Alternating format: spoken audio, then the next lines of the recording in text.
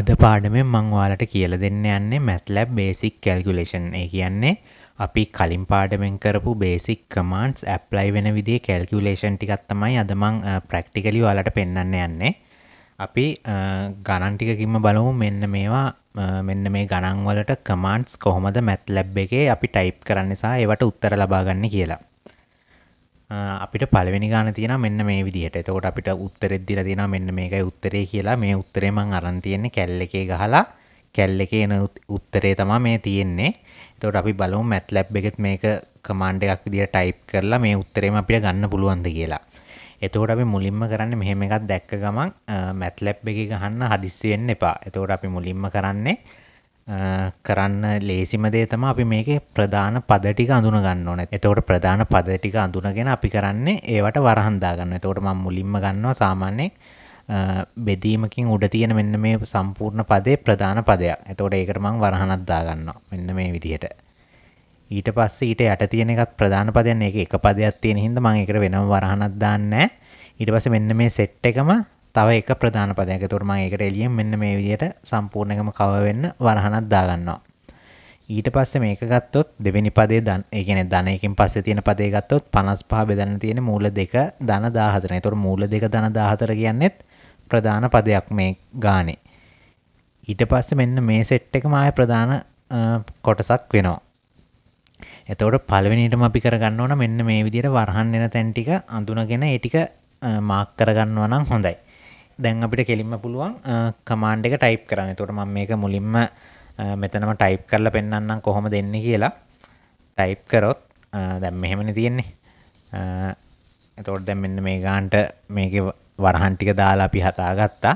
දැන් මේක මේ විදිහටම ටයිප් කරන්නයි තියෙන්නේ. එතකොට බලා ගන්න ටයිප් කරන විදිය මුලින්ම පළවෙනි වරහනේ කියන්නේ ඔය පළවෙනි එකට දාපු ප්‍රධාන ලොකු වරහන තමයි මේ මුලින්ම දැම්මේ. ඊට පස්සේ මම දා ගන්නවා දෙවෙනි වරහන 14.8 වර්ගය දන 6.5 වර්ගයට දාලා තියෙන වරහන තමයි දැන් ඔන්න දාගත්තේ.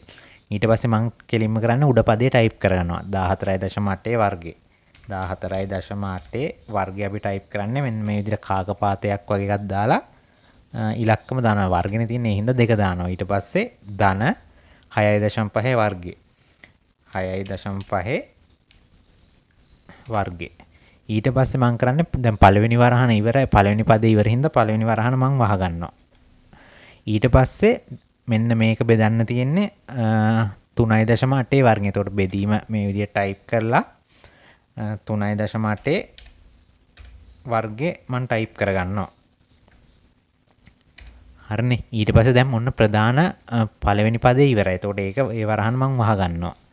ඔන්න එතකොට අපේ පළවෙනි සෙට් එක ඉවරයි. ඊට පස්සේ දැන් අපිට තියෙන්නේ ධන ලකුණෙන් අනිත් ටික ටයිප් කරන්න. ධන ලකුණට එහා පැත්තේ තියෙන ටික ටයිප් කරන්න. ඊට පස්සේ මම දා ගන්නවා ධන ලකුණ දාගෙන ප්‍රධාන වරහන නේ මුලින්ම එන්නේ. එතකොට ප්‍රධාන වරහන මුලින්ම ටයිප් කරගන්නවා. ඔන්න ප්‍රධාන වරහන ටයිප් කරා. ඊට පස්සේ අපිට එනවා 55ක්. 55 ඊට පස්සේ 55 බෙදන්න තියෙන්නේ. ඊට පස්සේ 55 බෙදන්න තියෙන්නේ මූල 2 ධන 14න්. එතකොට ඒකට තව වරහනක් එනවා. ඒ වරහන දාලා තිනවා. ඒ වරහන් ටයිප් කරගත්තා. ඊට පස්සේ මම කලින් පාඩමෙන් කියලා දුන්න මූල 2 කොහොමද ටයිප් කරන්න කියලා. එතකොට අපිට ඒකට තියෙන කමාන්ඩ් එක තමයි sqrt. එතකොට sqrt වරහනක් ඇතුලේ 2. ඒ කියන්නේ මෙතන ටයිප් කර sqrt 2 කියන්නේ මූල 2 කියන එක. ඊට පස්සේ අපිට එනවා ධන 14ක්. 14 ටයිප් කරා. ඊට පස්සේ යට වරහන වැහුවා. ඊට පස්සේ මුළු පදේ වරහන වහන්න එපා. යන්න ඒ වරහනත් වැහුවා. එතකොට ඔන්න ඕක තමයි අපි MATLAB එකේ ටයිප් කරන කමාන්ඩ් එක. අපි දැන් බලමු මෙන්න මේ කමාන්ඩ් එක කොපි පේස්ට් කරලා මේකෙන් අපිට මෙන්න මේ දීලා තියෙන උත්තරේ එනවද කියලා. මම මේක මෙහෙමම කොපි කරගෙන MATLAB එක ඕපන් කරගන්නවා.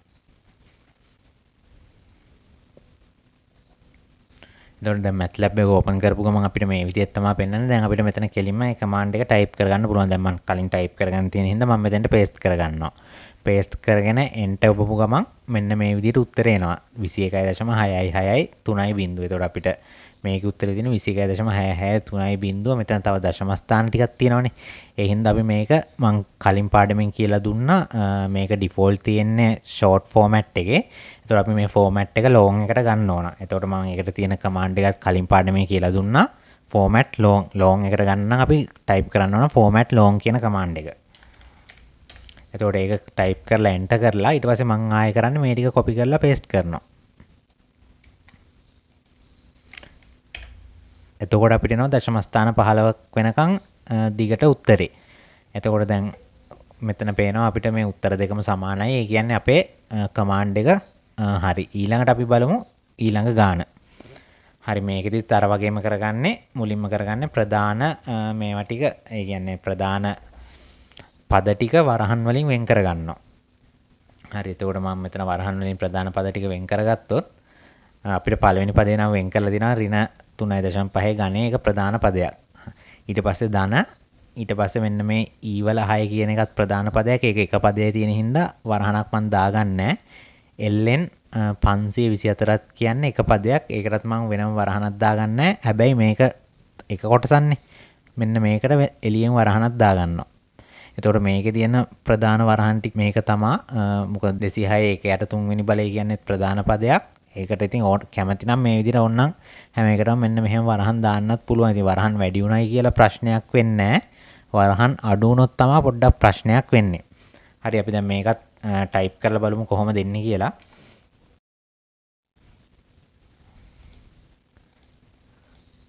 මේක ටයිප් කරොත් අපි මුලින්ම මේ මම දැන් වරහන් දාපු ටික එහෙමම ටයිප් කරන්න. මුලින්ම එනවා අපිට වරහන් දෙකක්. දෙකක් ආවා ඊට පස්සේ ඍණ 3.5 ගණයක් එනවා. පළවෙනි වරහන වැහුවා. ගණය ටයිප් කරා. හරිනේ. ඊට පස්සේ ගණයට පස්සේ තියෙන වරහන වැහුවා. හරිනේ. ඊට පස්සේ ආය ධන ආය වරහනක් කැරියා. ඊ වල 6 ටයිප් කරන කමාන්ඩ් එක මම කලින් පාඩමෙන් කියලා දුන්නා exp 6 කියලා. එතකොට ඒකට එන කමාන්ඩ් එක තමයි exp වරහනක් ඇතුලේ 6. හරිනේ. ඊට පස්සේ අපිට එනවා ඒක බෙදන්න තියෙන්නේ ln 524. එතකොට ln 524 ටයිප් කරන හැටිත් මම කියලා දුන්නා කලින් පාඩමේ. ඒකට එන්නේ log 524 වරහණක් ඇතුලේ 524. හරිනේ. එතකොට ඔන්න දෙවෙනි පදෙත් අපි ටයිප් කරන් ඉවරයි. හැබැයි දැන් අපි අර අරපු වරහන වැහුවේ නැහනේ. exp එකට ඉස්සරහා වරහණක් අපි අරලා තියෙනවා. ඒකත් වහනවා. ඒකත් වහුවා. දැන් ඔන්න දෙවෙනි පදයට එනකන් හරි. ඊළඟට තුන්වෙනි ප්‍රධාන පදයේ ටයිප් කරගන්නවා. ඒකේ එන්නේ 206 1යට 3. එතකොට මම මෙන්න මේ 1යට 3 බලය ටයිප් කරන්නත් කමාන්ඩ් එකක් තියෙනවා. ඒකත් කලින් පාඩමෙන් කියලා දුන්නා. ඒ කමාන්ඩ් එක තමයි nth root කියන එක. nth root ඊට පස්සේ වරහණක් ඇතුලේ පළවෙනි පදේ කියන්නේ 206 ප්‍රධාන පදේනේ. 206 ටයිප් කරලා වරහණක් ඇතුලේ තමයි දාන්නේ 1යට කීය දෙන්න ඕනේ කියලා. හොඳට මතක තියාගන්න ඕන එක තමයි මේකේ දාන්නේ 1යට කීයද කියන එක මිසක් එක බෙදීම 3 නෙමෙයි. එතකොට මෙතන 1යට තියෙන්නේ 3 නේ. ඒ නිසා අපි කමාවක් දාලා 3 දානවා. ඊට පස්සේ ඒ වරහන වැහුවා. හරිනේ. ඊට පස්සේ දැන් මම අර 206 1යට 3 බලයට ඉස්සරහා මම මේකේ වරහණක් දාලා තියෙනවා. ඒ වුණාට මම මෙතන වරහණක් දැම්මේ නැහැ නේ. ඒ නිසා මම ඒ වරහණත් මේ විදිහට දාගන්නවා. ඒ දාපු වරහන මම මෙතනින් වහනවා. හරි. එතකොට ඕක තමයි මෙන්න මේකට එන කමාන්ඩ් එක වෙන්නේ. අපි දැන් මේක ටයිප් කරලා බලමු අපිට මෙන්න මේ දීලා තියෙන උත්තරේ එනවද කියලා.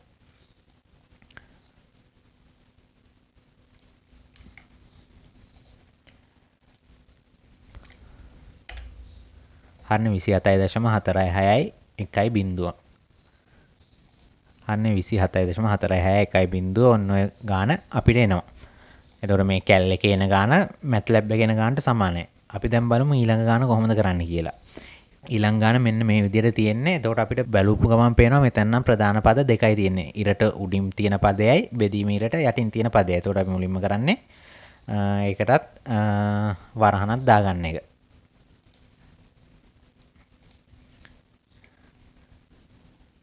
ඒකට වරහණ දැම්මොත් එතකොට ඉරට උඩ තියෙන එක ප්‍රධාන පදයක්.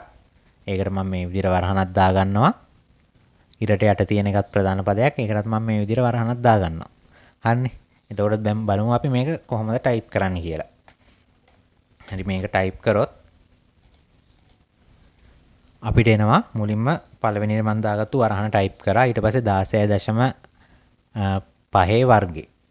ඒක මම ටයිප් කරනවා 16.5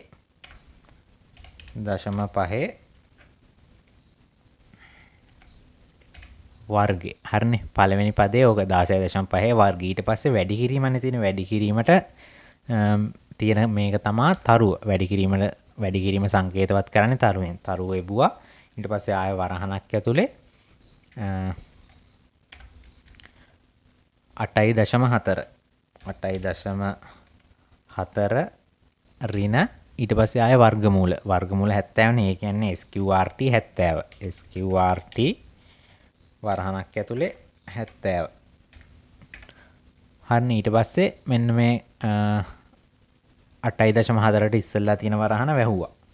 හරිනේ. ඊට පස්සේ ඒ වරහන වැහුවා. ඊට පස්සේ දැන් අපි මුලින්ම අරපු වරහන තාම වැහුවේ නැහැ නේ. ඒ වරහනත් වැහුවා. හරිනේ. ඊට පස්සේ තියෙන්නේ මේ පදේ බෙදන්න තියෙන්නේ ආය ඔය යට තියෙන පදෙන්. ඒ කියන්නේ ආය වරහණක් කැරියා 4.3 වර්ගනේ. 4.3 වර්ගේ ටයිප් කරා. ඊට පස්සේ අඩු කරන් තියෙන 17.3 17.3 හරිනේ. එතකොට දැන් අපි මේකත් කමාන්ඩ් එක ටයිප් කරන් ඉවරයි. දැන් මේකත් අපි කොපි කරලා බලමු අපිට මේ දීලා තියෙන උත්තරේ එනවද කියලා.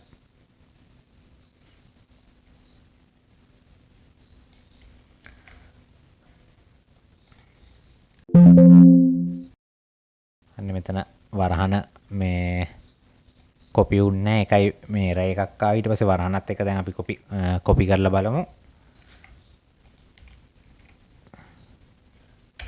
අන්න අපිට 7.641 ආවා. බලමු ඒකද ඇවිල්ලා තියෙන්නේ. 7.641 එතකොට ඒකත් හරි. ඊට පස්සේ අපි මේ ගානත් බලමු. මේකෙදිත් අර වගේම මම කරන්නේ මුලින්ම ප්‍රධාන පද ටික වෙන් කරන් ඉන්නවා. මේක අර මුලින් මේ විදියට අපි ලියලා කරාට අන්තිමට මේ පේන්න වරහන් දාගත්තට අපිට අන්තිමට මේ කියන්නේ මේක පොඩ්ඩක් ප්‍රැක්ටිස් වුණාම අපිට හිතින් වරහන් දාගන්න පුළුවන්. ඒ නිසා ප්‍රැක්ටිස් වෙනකම් මෙන්න මේ වරහන් දාන එක කරන්න. මොකද ඒකෙන් අපිට හොඳට මේක ප්‍රැක්ටිස් වෙනවා. අපිට තේරෙනවා කොතෙන්ටද මේ ප්‍රධාන පද වෙන් වෙන්නේ සහ වරහන් එන්න ඕන කොහාටද කියන එක. මොකද මේ වරහනක් වැරදුනොත් සම්පූර්ණ අපේ කැල්කියුලේෂන් එක වරදින්න පුළුවන්. හරිනේ. එතකොට දැන් මෙන්න මේකෙදි ප්‍රධාන පදේ මෙන්න මේක එක ප්‍රධාන පදයක්. හරිනේ. යට එක තව ප්‍රධාන පදයක්. එතකොට මෙන්න මෙතන ධන ලකුණකින් ප්‍රධාන පද දෙකක් වෙන් වෙලා තියෙනවා. ඒකත් මම මෙන්න මේ විදියට වරහනකින් වෙන් කරගන්නවා. ඊට පස්සේ දෙවෙනි පදේ නම් අපිට ප්‍රධාන පද කෙලිම වෙන් කරලාමයි දීලා තියෙන්නේ. ඒ නිසා ඒකට ආය අමුතුවෙන් වරහනක් දාන්න ඕනේ නැහැ. හරි. දැන් අපි බලමු මේක කොහොමද ටයිප් කරන්න කියලා. හරි. මේක ටයිප් කරොත් මුලින්ම මම පළවෙනියටම දාලා තියෙන ලොකු වරහන ටයිප් කරගන්නවා. ඊට පස්සේ උඩ පදේ වරහනක් තියෙනනේ මුලින්ම ඒ වරහනක් ටයිප් කරගන්නවා. ඊට පස්සේ 5.2 ගණේ තියෙන්නේ. 5.2 ගණේ ඍණ 6.4 වර්ගය තියෙන්නේ. 6.4 වර්ගය ධන 3. ඔන්න එතකොට පළවෙනි පදේ ටයිප් කරන් ඉවරයි. ඊට පස්සේ මම ඒකේ වරහන වහනවා. හරිනේ. ඊට පස්සේ තියෙන්නේ ඒක බෙදන්න. එතකොට මම බෙදීමේ ලකුණ ටයිප් කරා. ආය වරහනක් අරින්න තියෙනවා. වරහනක් ඇරියා 1.6 8 වෙනි බලය. 1.6 8 වෙනි බලය. ඍණ 2. හරිනේ. ඔන්න ඒ වරහනත් වැහුවා. ඊට පස්සේ මුළු පදේ සම්පූර්ණ ලොකු වරහනක් වහන්න එපා. ඔන්න ඒකත් වැහුවා. හරිනේ. ඊට පස්සේ තියෙන්නේ ධන. ඊට පස්සේ මේක මේ විදිහට ටයිප් කරන් තියෙනවා. ආය වරහන ඇරියා. මෙතන එන්නේ 13.3 13.3 බෙදුවා 5ට. ඊට පස්සේ ඒ වරහන වැහුවා. ඒකේ 1.5 වෙනි බලය. 1.5. ඔන්න දැන් අපි මේකෙත් කමාන්ඩ් එක ටයිප් කරන් ඉවරයි. දැන් අපි මේකත් කොපි කරලා බලමු මේ උත්තරේ අපිට එනවද කියලා.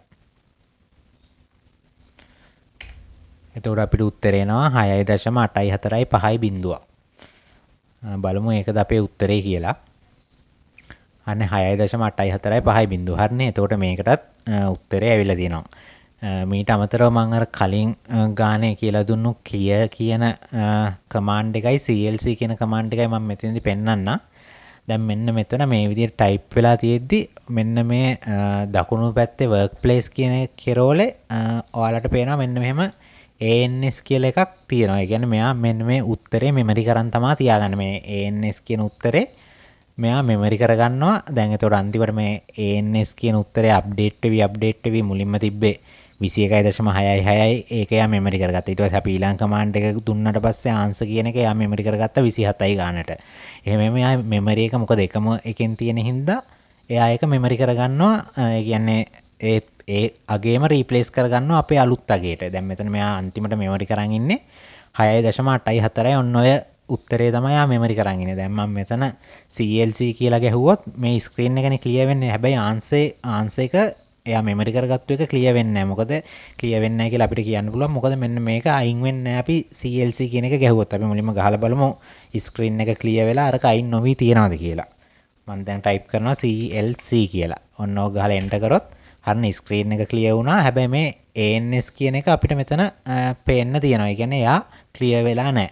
එතකොට මෙමරි එක ක්ලියර් කරන්න තියෙන කමාන්ඩ් එක තමයි clear. CLEAR. ඕක ටයිප් කරලා එන්ටර් කරපු ගමන් මෙන්න මේකත් ක්ලියර් වෙනවා. ඒ කියන්නේ මෙමරි එකත් ක්ලියර් වෙනවා. අපි බලමු දැන් එන්ටර් කරලා වෙනවද කියලා. හරිනේ මම එන්ටර් කරපු ගමන් ඒක අයින් වුණා. එතකොට ඔන්න ඔය ටික තමා මට අද ප්‍රධානම කියලා දෙන්න තියෙන්නේ. අපි ඊළඟ දවසෙන් කතා කරමු MATLAB එකේ අපිට පාවිච්චි කරන්න පුළුවන් variables ගැන. ඒ කියන්නේ x y z ඔන්න ඔය වගේ variable කොහොමද අපි මේ MATLAB එකේ පාවිච්චි කරන්න කියන එක ඊළඟ පාඩමෙන් අපි බලමු. ඒ වගේම කියන්න ඕන දෙයක් තමයි මම මෙන්න මේ කියලා දීපු ස්ලයිඩ් ටික අපේ official Facebook page එකේ අප්ලෝඩ් කරලා තියෙනවා. ඉතින් ඔයාලට ෂෝට් නෝට් එකක් වගේ ඔයාලට පාඩම් කරන්න හරි බලා ගන්න හරි මේ ටික තියාගන්න ඕන නම් ඔයාලට ඒ ටික එතනින් ඩවුන්ලෝඩ් කරගන්න පුළුවන්. මම ලින්ක් එක ඩිස්ක්‍රිප්ෂන් එකේ දාලා තියන්නම්.